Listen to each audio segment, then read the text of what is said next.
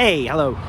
Hello from a sort of semi-cloudy blue sky Worcestershire on day -1. So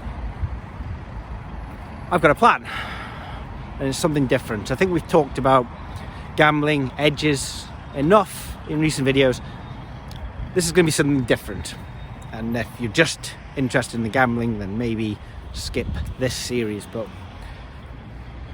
I was sitting looking at the earthquake on the news with my daughter. We wanted to do something to help, and it was difficult to know what to do. I mean, I was thinking a sponsored walk or a sponsored swim, but I've already done the charity football match for Ukraine in the last year, and I didn't really want to ask people for money. There's a cost of living crisis on. People got energy bills and anxiety about money, cost of orange juice and Morrison's just now, so it just didn't feel right asking people for money. I could have dipped into my own pocket, but however much I would have donated wouldn't have even made any difference, because there's hundreds of billions of pounds of damage that's happened over there. So that didn't feel right.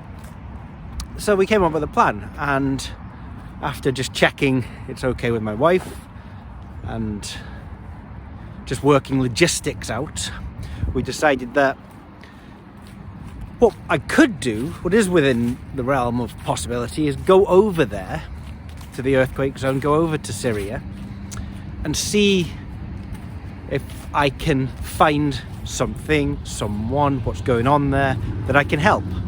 So really just the plan is travel at this moment in time, just sort the logistics of getting there out. So my visa went in to security clearance 3 days ago. In the last hour it was cleared, and so I can travel. And so I'm going to travel to Beirut tomorrow, all very last minute this. So I've booked some flights just now that go in less than 24 hours time. Fly to Beirut tomorrow, and then the following day go over to the Syrian border, which I think is like an hour and a half away from Beirut, in Lebanon. A couple of hours faffing around in the border. I've got my security clearance to get through, and then over to Damascus, and then from there go north and essentially see what we can find. Play it by ear, and maybe there's something or someone or some way I can help out that would be a little bit, more productive than just donating to the Red Cross. Not that they're a bad organisation or anything, but I just feel like this way is a little bit better. So yeah, that's the plan, and I thought I'd document it. So this is day -1. I better go and pack a bag and download some new music to the phone, and just get everything in order. Make sure someone can take the kids to school and pick them up next week. That is sorted, don't worry too much about that. And yeah, we'll document this daily, and never know, maybe I'll find nothing and it'll be a waste of time, but maybe I find something and I can do some help somewhere. So that's the plan. Peace out. Cheers. Bosh.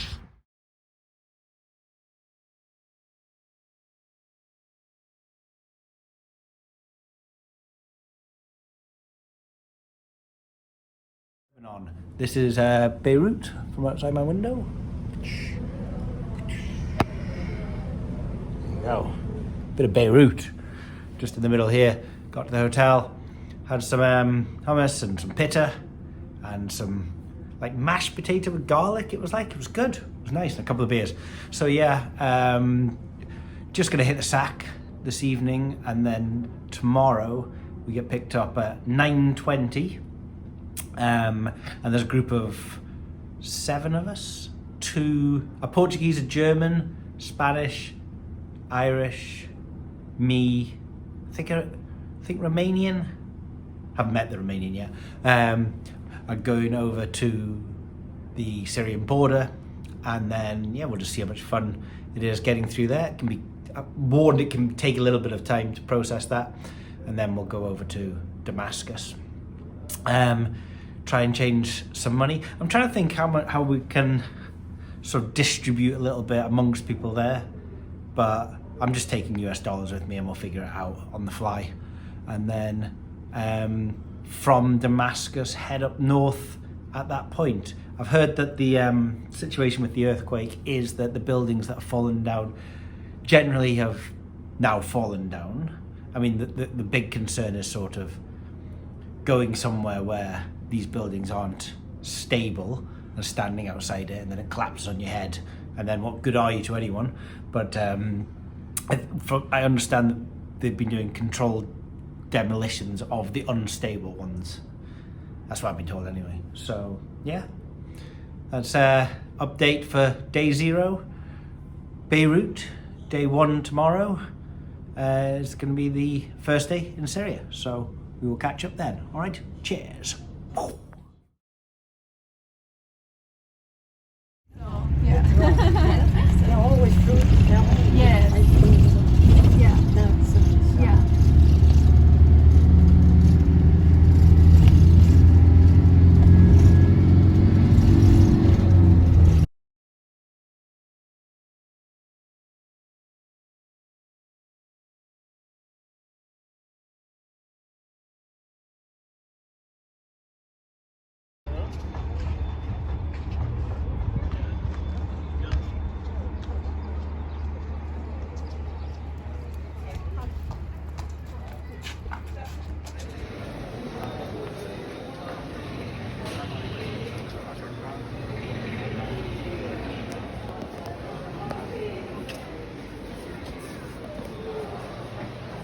So this is Bashar. Yeah. You're from Damascus, Bashar? From Damascus. Can I ask you where you were during the earthquake and what your experiences of the earthquake was? Yes, I was with the 2 Brazilian tourists in the 6th of last month. So we felt the earthquake. For the first one, it was 4:17 p.m. at the early morning. 4:17 in the morning. Yeah. The second one So after 9. You were sleeping, yeah? No, my bed was moved a lot, and some of the roof and the ceiling of my room destroyed. So we went to the huge square near the Aleppo Palace hotel. Yeah. We stayed there. The day after, we start normally our trip, but I didn't expect this huge destructions of buildings, especially in Aleppo. And I start to realize how was huge the earthquake, severe the earthquake. So we stopped to rescue the people in a buildings totally destroyed. We stayed there with the Brazilian tourists. 6 hours. We went to rescue a boy, 12 with the 12 years old. 12-year-old boy in the rubble. Boy under the rubble. Unfortunately, his parents, his 2 brothers died. So we rescued him with the traditional machines, traditional simple tools. By hand. What were the tools? Just by hand? And By hand and something just to dig the rubble. Was he hurt? No, we took him to hospital, stayed there 1 hour, and the staff of doctors told us he's totally totally safe and nothing happened for him, not injured. So we went also to his house.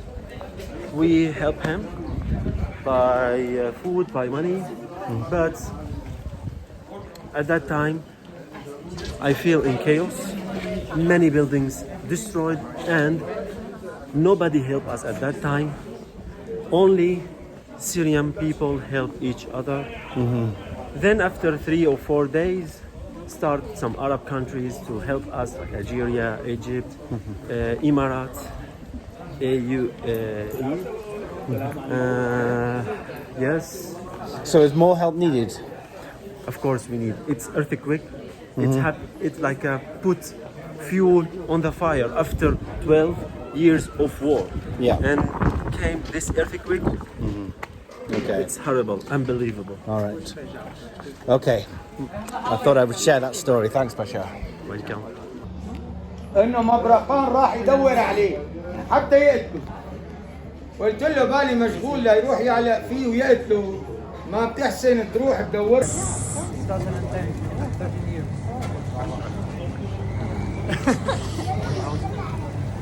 All right, we're recording. There we go. There's some light. This is good. This is Lara. That Hi. was Lara. This is Gonzalo. Hi. Okay, there's light coming so that people can see us. There's one problem with this vlog that I've just realised, and that is there is no street lights in Damascus. So as we walk down the road here, It's not only not street lights. nobody can see us. So yeah, hello. Hold on, car's coming. So I didn't have time to record anything today. Lara told me just to record as we went to the bar, and at least something's done. She's got a point. And tomorrow we wake up in the morning and we go up to Aleppo, don't we, guys? Yes. Yes. We're excited. Okay. Tonight in Aleppo. Yeah, that's right. I think up this way is the Don Quixity bar, so we're going to pop in here for a beer. That's all I've got for now. Peace out. In Malhalla, the Al-Nusra Front came in 2013. They first sent a suicide bomber to the checkpoint here, and then when the suicide bomber blew himself up, they were able to distract the Syrian army who were concentrating on that, and they came up to this hotel, an international hotel. This car here was a suicide car, so not a suicide bomber. It was laden with explosives, and they blew the car up initially at the front of the hotel, causing panic, and then from the mountains, a lot of the Al-Nusra militants from Pakistan, from Germany, even from the UK, they came up to the hotel. They rounded all of the staff up from the hotel. They executed them, and then they used this hotel as a base. It's now completely and utterly destroyed. There's still life coming back and going on in Malhalla just now. There's restaurants that we've just been in. There is shops. There are people living here, but it is, for the large part, completely and utterly destroyed. As I get through this gate. The militants were chased out in 2018, and so life has to try to return to normal. But what they left behind was mostly a completely destroyed town. All these buildings have bullet holes in the side of them where they were just used as target practice by the militants. And a lot of it now just needs razed to the ground.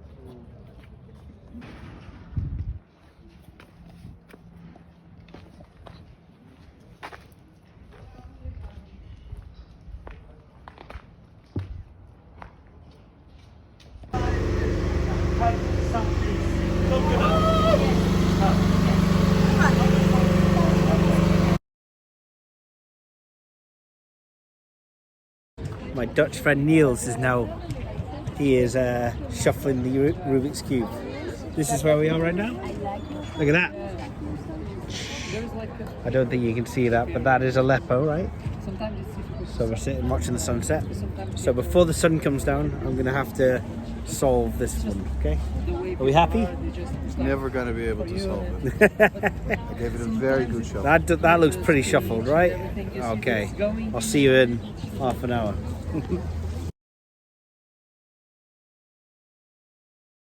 How long do you reckon that was, Niels?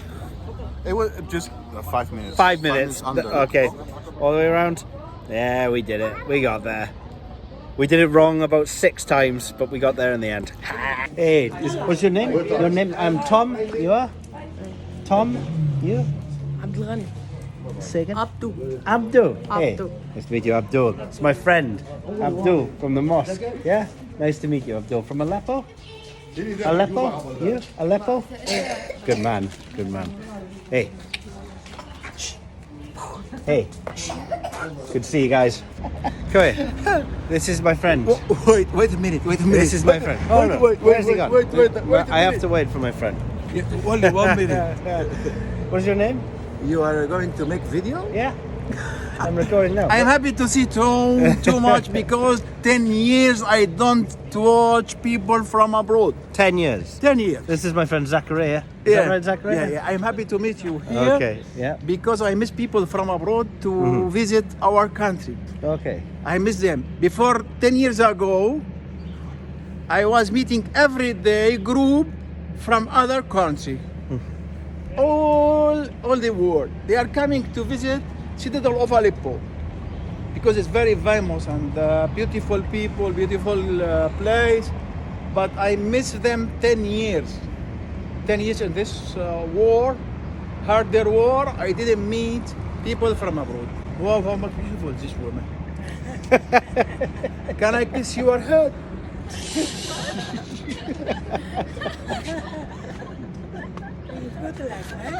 You said you wanted Scottish women. Is what you want, redheaded Scottish women. Yeah. I met many. I'm gonna bring some back. Some of friend of me, they asked me, what kind of woman you like? I said, white body, red hair, blue eyes. Okay. They said to me, go to Scotland. Go to Scotland. We've got them all. Okay. In Aleppo, one of the clues to some of the destruction is if it is white, that's come from the earthquake, and if it is darker, that's come from the war, because it's been sort of resting for 5 or 6 years. And so a lot of the stuff that's in the streets in Aleppo needs to be cleared because it's recent from the earthquake, and the darker rubble inside, which is slowly being moved, is 5 or 6 years old from when the militants ascended on Aleppo. So we've arrived at this mosque in Aleppo. I'm obviously not going to film inside, but outside I'm going to film. And we've collected some cash together. Marhaba, you okay? How are you doing? Hello. So we've come to this mosque in Aleppo. I'm not going to film the inside of it, but there's some earthquake damage in the inside. Perhaps you can see here. I think there's some pillars in the way. Oh,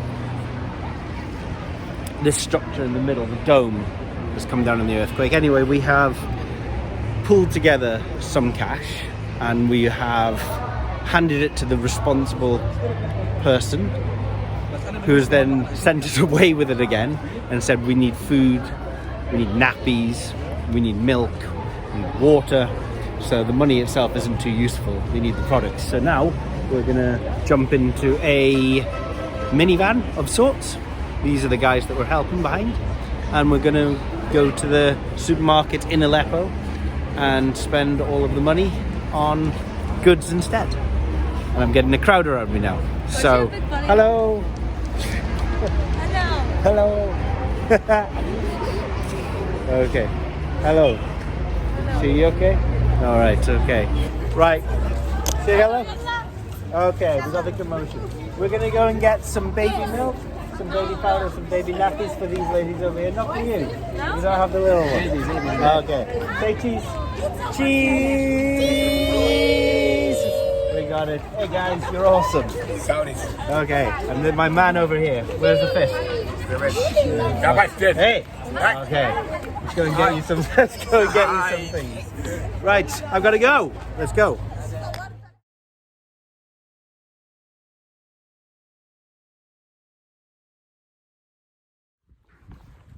So, this citadel, Krak De Chevliers, I think is the name of it, is in the town of Hossen.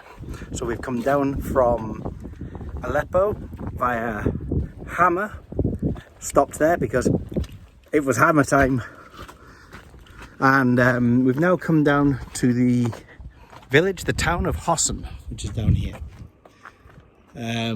This is Hossen down here. The row of trees, which probably don't come up in my camera phone, in the background there is the border of Lebanon.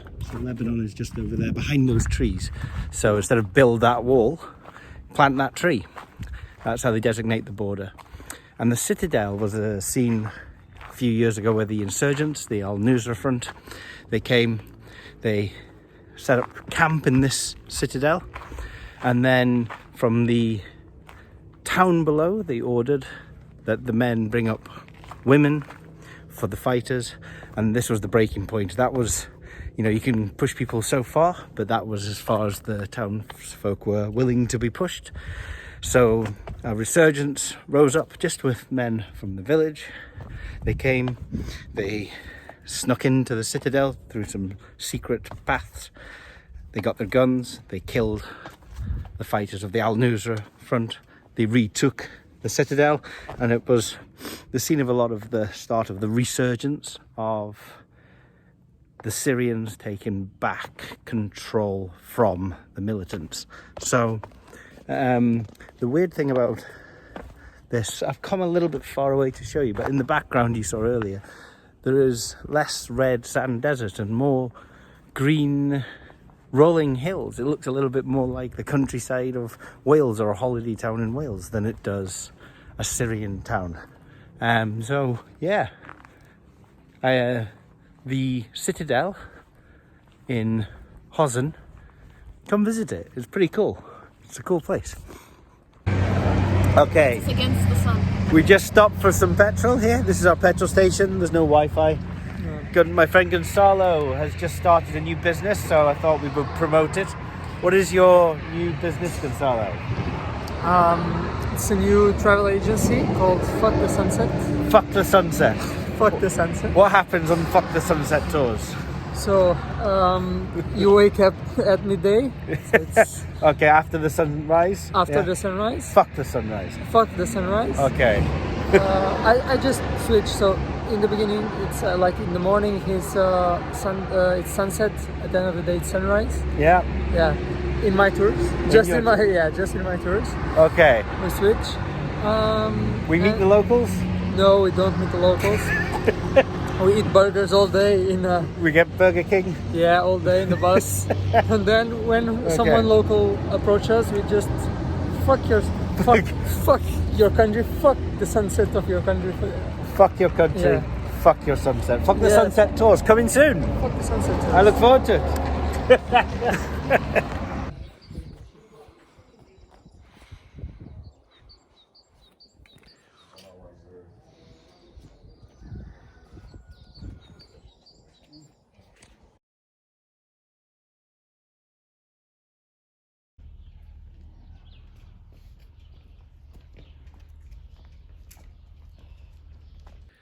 When the militants came into this museum in Palmyra, this is a 2nd century AD medallion that was found during an excavation in 1956.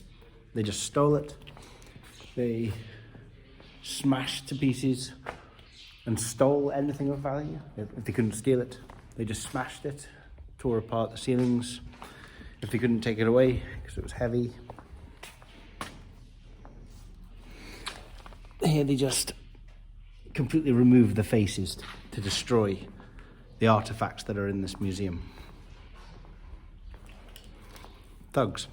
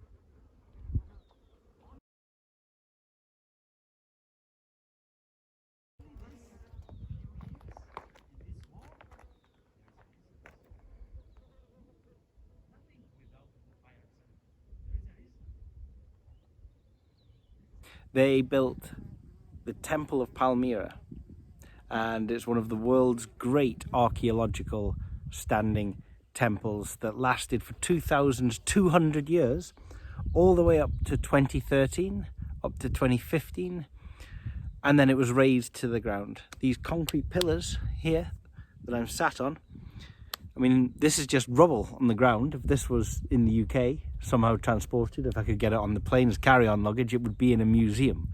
It used to look like this pillar behind me.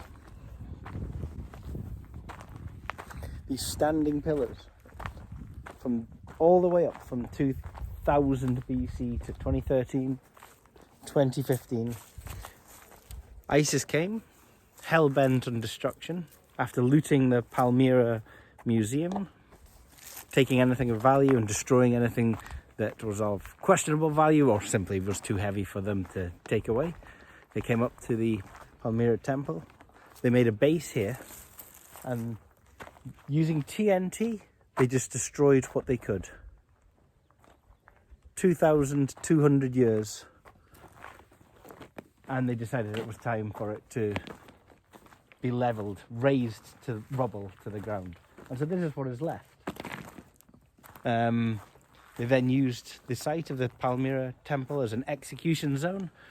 They wouldn't just bring groups of people up here to be executed themselves, but they would use children, 9-year-olds, 10-year-olds.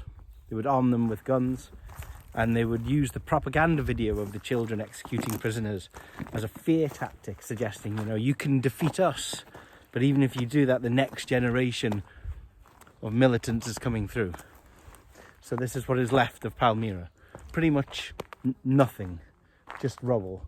They were hell-bent on destruction, and from what we can see here, it looks like, at least in that goal, they were relatively successful.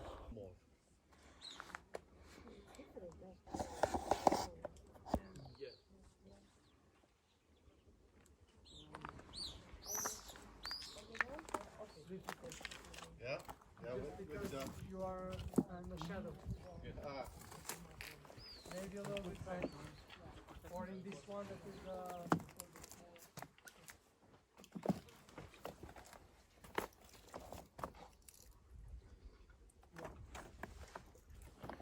It's almost sacrilegious to pose in front of this.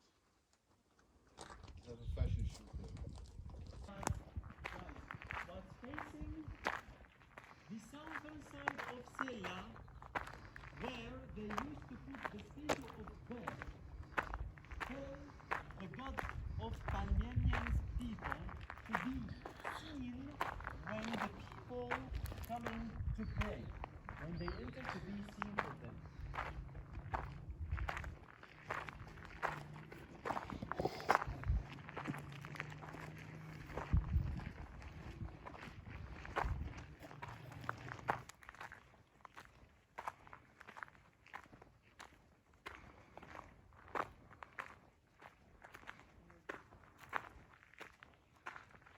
And I'm with my friend from Germany, Laura. Hi.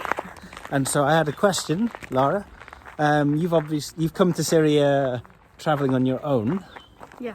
as a woman from Germany, and I wanted to ask you what your experience of that was. Yeah, so I didn't really know what to expect at first, but I've traveled in the region quite a lot. So I've been to Saudi and Oman and Jordan and all these countries, and I love them. So I wanted to be my experience here to be similar, and it has actually been better than the other countries, because it's really special being here with so few tourists around. And because you asked about traveling as a woman specifically, I've never felt unsafe here. Walking around in the souks at night in Damascus and Aleppo, it hasn't been a problem at all.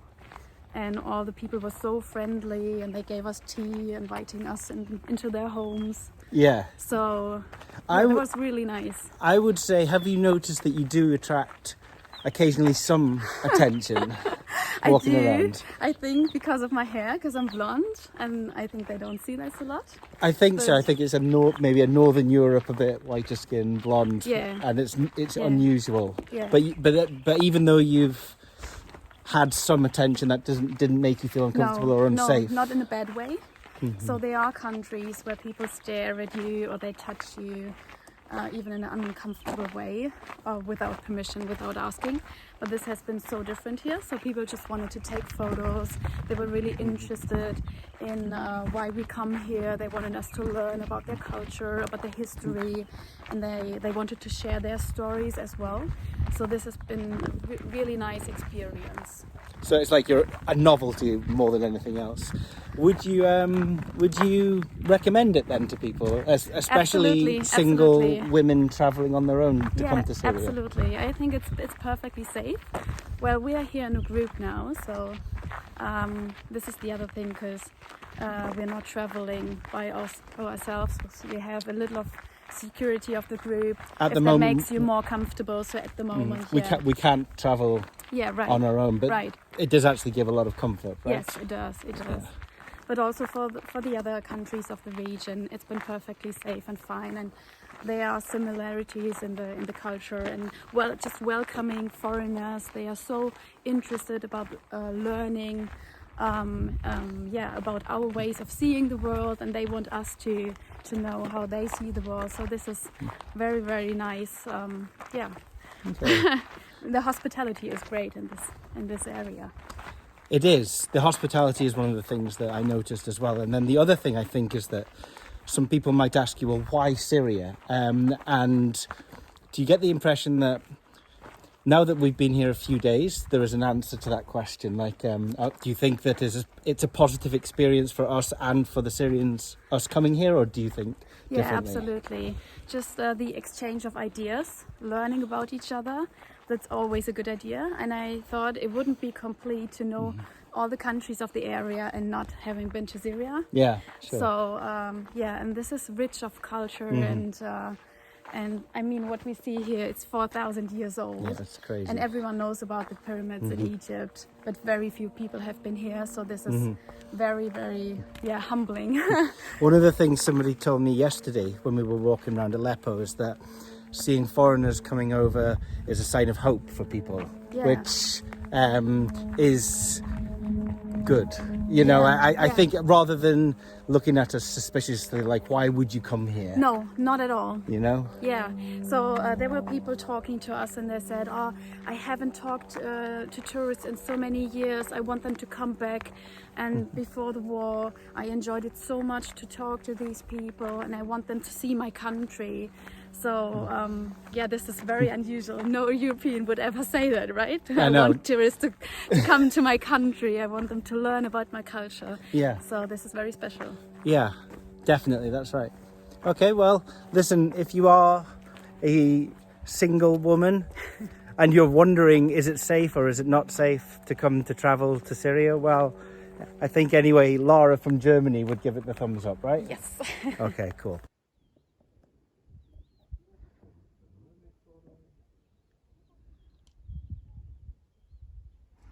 We're getting down from the top. Let's have some fun.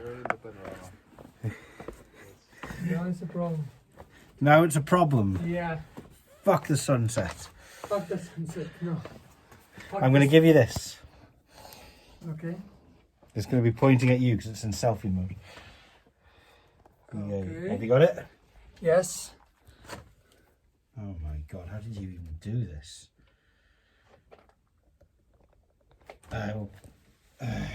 Interesting.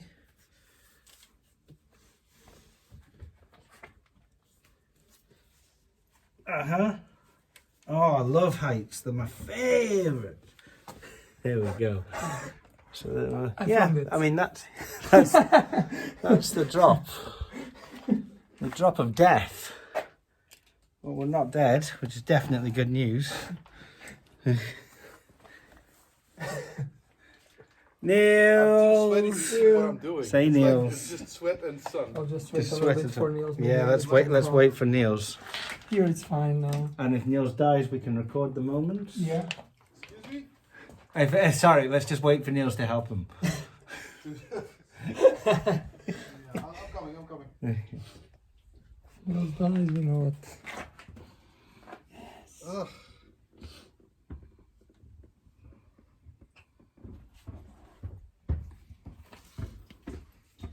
Oh, that's okay. Oh, this is... No, it's not okay. It's not so okay. This is recording what's happening. There's the death. Oh, Niels. The demise. The demise of Niels. Dutchman. The unfortunate demise of the Dutchman. I mean, there's still enough holes, right? The somewhat unfortunate demise of the Dutchman.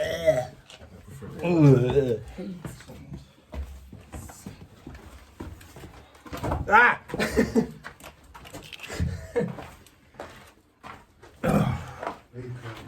It's incredible, yeah. What century BC? Second century? I don't know. It is BC.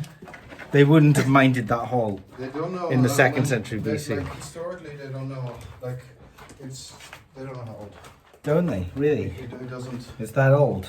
Yeah, I think indeed 2000 BC was the first mention. Oh, okay. So it's in older than historical that. things. Mm-hmm. And then, but it was probably there before that. That's pretty old. That's 4,000 years it's hanging around at least. Yeah. Plus. And what I find so, but I think I probably said it already. I find it so amazing that they can't really figure out why this is all here. Right. Okay. Because it's not like on the ideal part of like a trade route or anything. It's Yeah, kind of a little agricultural land. It's all desert here. Yeah.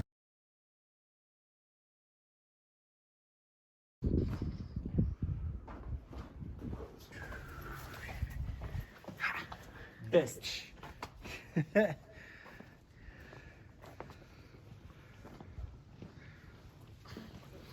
Welcome to the Blackpool of Syria. This is Busra. This is where people come on their, or used to come, on their weekend holidays. It's a couple of hours north of Damascus.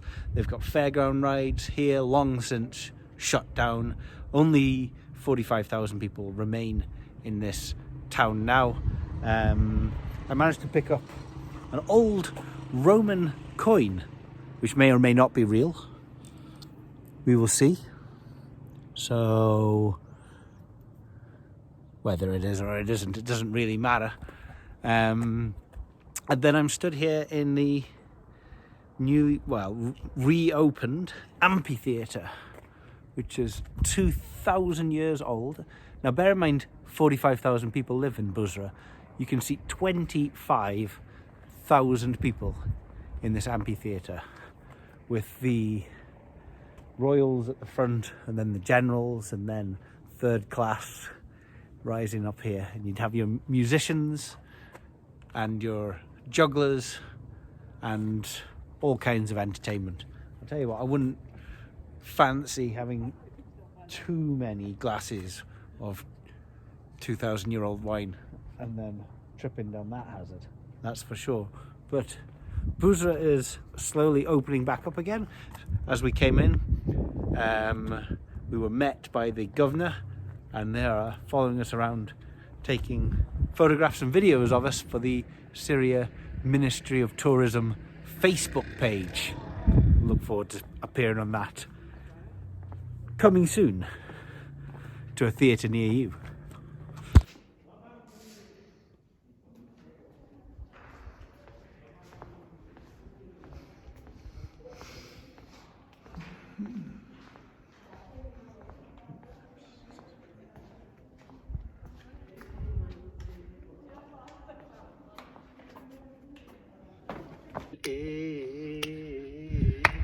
جاي يا زمان يا زمان تداوينا من ايه جاي يا زمن تداوينا. Thank you. شو رأيك بالأغنية؟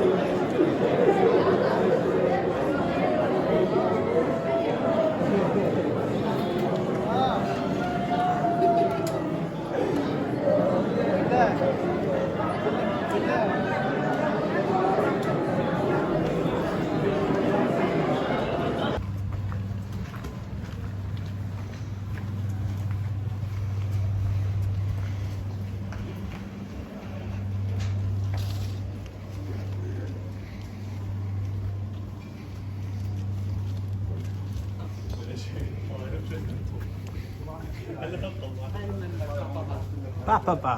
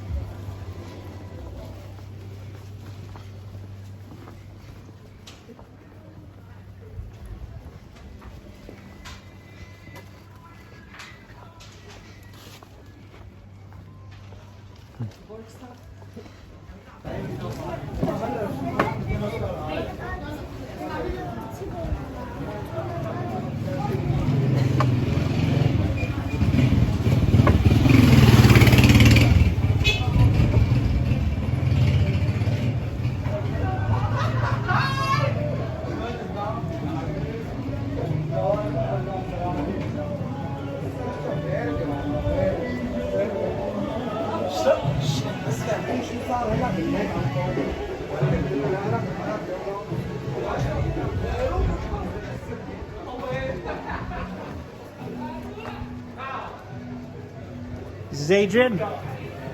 This is Monica. Hi.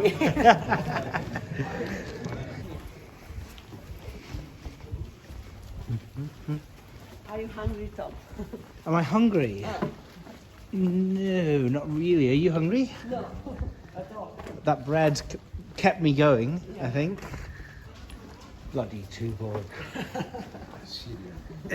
It's not the best beer, is it? And that's the only beer they had, which kind of shows not many people will drink it, otherwise they would probably change it, wouldn't they? Beep beep. Marhaba. It's like they're pleasant whilst they run you over. Date 14th century BC? No, that can't be right. Nothing existed 14th. Oh, as in, really? 14th century BC? That would be 1600.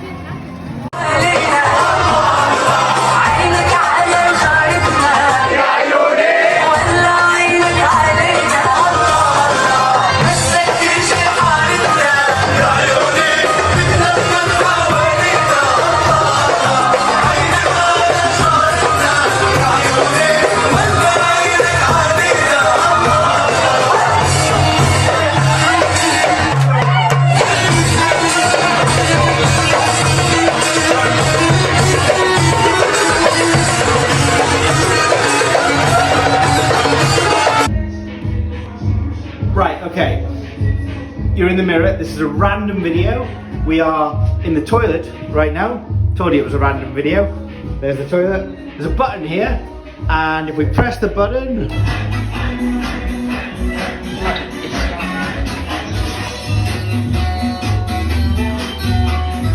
it's a toilet rake.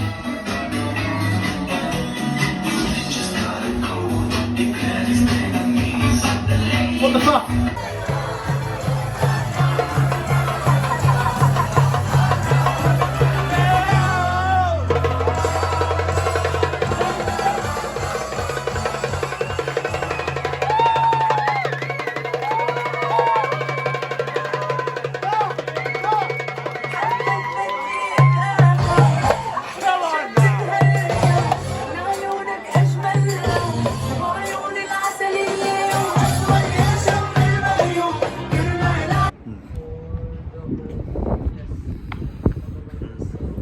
Well, here we are at the Syrian border, just about to leave and go back into Lebanon, and that ends the Syrian adventure. It was quite a lot of fun.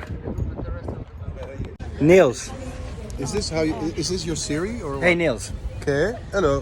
Where are you? I'm here. So this ends our Syrian adventure. What did you think? No more video bombing, I'm afraid. Okay. Oh, a small summary of what had happened. Well, what did you think of Syria? Did you think it was safe? yes, it was absolutely safe. It was a lot safer than almost all the places I've been to. Okay. Except, it's not safe from him though. Right. Okay. Everyone say bye, Niels. Bye, Niels. And now we're back in Worcestershire. Another blue sky day, and it is freezing, and I'm sleeveless, and I'm using my hand because I lost the selfie stick in that drumming nightclub place in Damascus on the last night. Look, so a couple of things that have come out of that trip. The video probably turned out a little differently than I expected to. The first thing is that I thought I might be doing these vlogs every day. Turned out, for security reasons, we were told, or I was told, that that wasn't probably the cleverest idea and was recommended not to do that. The security situation was interesting. I mean, there were times up in Aleppo, somebody sort of said, can I just go to the coffee shop and meet some people up the road? That needed to be checked with the Syrian Ministry of Tourism, and they said no. They said you can do this and this, but you can't do that. So I think we were watched quite closely in a bubble, and there were various things that were going on to protect us that probably we weren't even aware of. One of them was we couldn't just wander off in certain places when we wanted to. Another was I shouldn't really be posting every single day our location and things like that. So instead of the daily vlogs, it just turned into stitching it into one big video that you just watched. The second thing is, it probably came across a bit more travel-y, touristy, holiday video than I intended. I intended really in highlighting people and places that needed help, and I certainly found quite a lot of those situations, and I didn't record them. And I didn't record them because it was certainly inappropriate at the time. There were a couple of occasions when it wasn't inappropriate. One was the man who was telling me, Bashar, about the story of where he was during the earthquake. He actually told me that story, and then I said, look, can I ask you that again on camera, because it will be of interest to people? And he was absolutely fine with that. And the second was the mosque. Again, I checked, I got permission, everyone was fine with it. The kids were happy, they were delighted to see us, they wanted to go cheese, and so it was appropriate, it was okay. There were so many incidents when it wasn't appropriate, and you just can't, if someone's desperate, if someone's gone through trauma, I didn't even want to ask. You don't just whip your phone out and start recording them. So I didn't get a lot of that footage, and that's fine. It was the right thing that I didn't get it. Where we're left now is that, look, there's not going to be any request for money. There's not going to be a Just Giving page here. We do occasionally get people emailing into Bookie Bashing saying, done very well this month, is there a charity I can contribute to? Look, I went out there seeking something or someone or some place that I can support, and I've come back with a number of those options that I will be continuing with longer term. And if anyone wants to get in touch to contribute, then feel free to email tom@bookiebashing.net, but that's personal choice, certainly not requesting it from anybody. The other thing being, if you ever considered a similar trip and you wondered if it was safe or not, I mean, whilst we were definitely in a protected bubble, I had a lot of anxiety and questions of whether it was the right idea before I went, and now that I'm back, I just know that I'm so happy that I went. The one thing I didn't expect to take out of it that I did is that so many people said the same thing to us in different places, in Damascus, Homs, in Hama, in Palmyra, in the monastery, definitely in Aleppo. What they did is, like, when I walked past, people would stare, some would shout tourist, and they were happy to see us, because seeing us was a suggestion that life might just be going back to normal for them.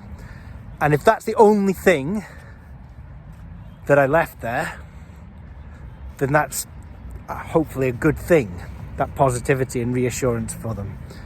So I think that's enough of this project. We'll get back to the gambling, and we'll finish with one more of these annoying little things. Thanks very much, guys.